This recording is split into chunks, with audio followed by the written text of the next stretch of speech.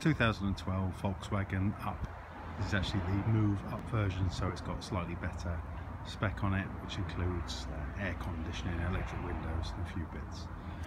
Well, this one's a category N from the insurance company, which is non-structural, and this is the good side obviously. Start there first. There's no damage on it, it's nice and clean, straight down the bodywork. And the top, and it's pretty tidy on the inside as well. Yeah, quick valley obviously, but someone's looked after it. And there's the aircon, it's got half a decent radio in it as well. And it's 5-door as well. No damage around the back.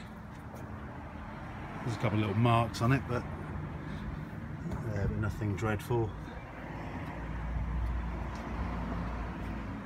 Tyres are okay.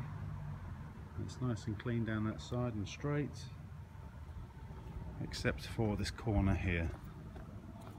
So you can see it here. We've got a front wing that's damaged, and that's pretty much it. Now they have caught the front bumper, but there's no actual damage on it. All the mounting points are intact, so it'll just need to be painted and blended. That's kind of a smart repair, as we call it.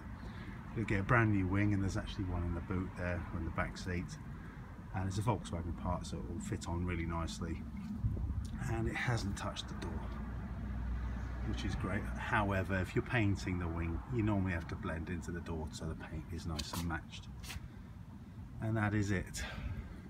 And there's the wing in the back, all boxed up from Volkswagen. So it's 75,000 miles. This one's got pretty much full service history, a lot of it from Volkswagen, and it'll be back on the road for I think 32.50. I think these typically retail for around the £4 mark. So if you don't mind a car that's had a repaired wing, you'll save a lot of money.